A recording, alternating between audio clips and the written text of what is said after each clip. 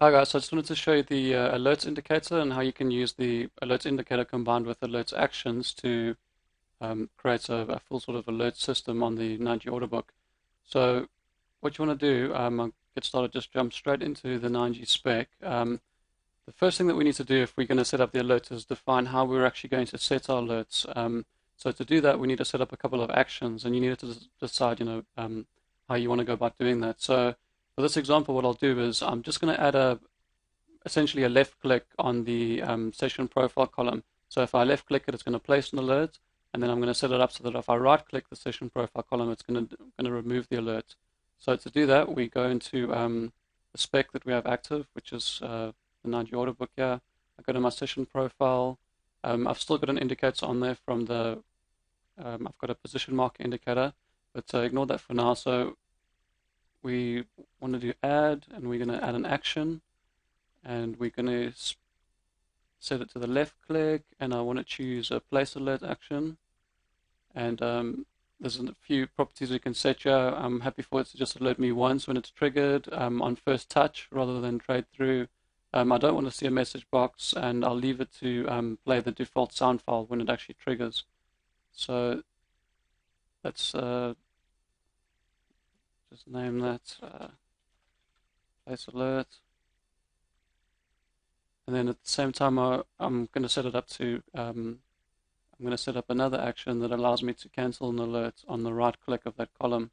So right click and just choose cancel alert. Give it a name. And there isn't any extra type properties for that. So we've got place alert and cancel alert. So at this point now, if I go here and I place it, it will place it, but we haven't got anything set up on the column to actually display it. So we won't, visually we wouldn't be able to see it, even though it would be in the system and it would still trigger and play the sound. So what we want to do is go back to our settings. I'm going to shift click to jump straight to my session profile column. And I'm going to add an indicator, and I'm going to choose to add an alerts marker. So we want a marker on the column to tell us where our alerts are. Now, when you add multiple indicators to the same column, you have this paint sequence defined, and essentially indicators there's now layers on the column, so that if you add multiple indicators to the same column, like in this case, we already have one added. So if I add another, the paint sequence defines the order in which they're going to be painted, and the higher the paint sequence, the nearer it is to the top. So if it has a paint sequence of 0, it'll be the first indicator painted. If it then has 1, or the next indicator with 1 means it will paint next. So it will paint on top of the 0. So the highest numbered indicator is the one that will paint on the very top, and that's you can adjust for. It's essentially like your normal center back, bring to front functionality on any graphics program, and it allows you to just get the settings right in the mix when you've got multiple indicators. So we've set that up, alerts marker. And I'm going to use the default. You see, all of the settings are very similar to the position marker as well. We have the ability to set circles, squares, background colors, X adjusts. So let's just choose the default settings for now. And I'm going to add an alert up here. So you see now by default, it's just going to drop into the middle of the cell, and it's not ideal because it looks a bit messy there. We've got some numbers sticking out from the volume profile on the back. So you need to decide how you want to do that. I mean, potentially you want the alerts indicator in its own column. You could do that. You could have a thin column running down anywhere and put it in there on its own. Or if you want to save space and have it on the same column like I'm going to do here, you can add it to an existing column. And then just adjust the elements in the column appropriately so that you don't end up with stuff overlapping. So what I'm going to do here is just change the X position of that. I'll increment it by say 35 pixels. It's too far, so 30. Right, and you need to adjust the text and the marker individually.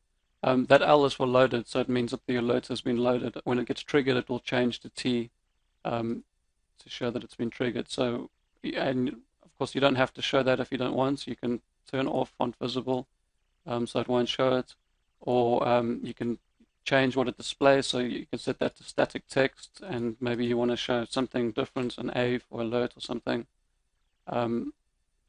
It's very, very configurable. So I'm going to just keep that on the default.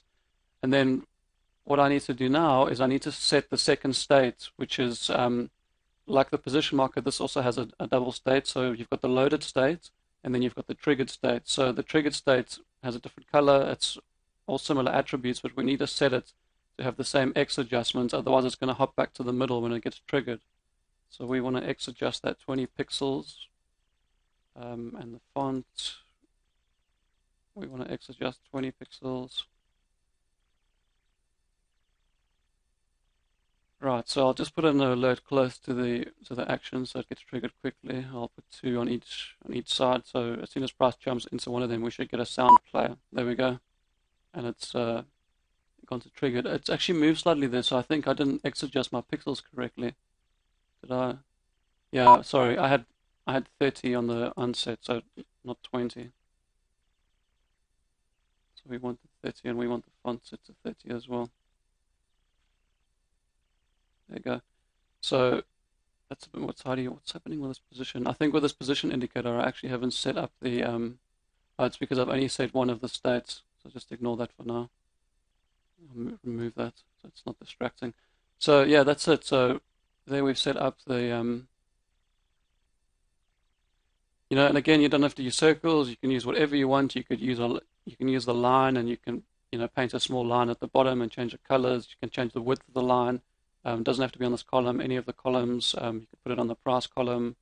It's basically up to you to decide how you want to use that.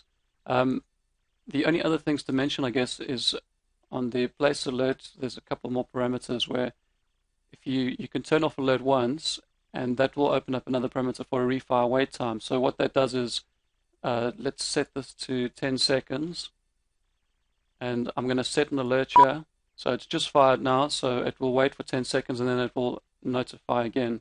So it should beep every 10 seconds until we cancel that alert.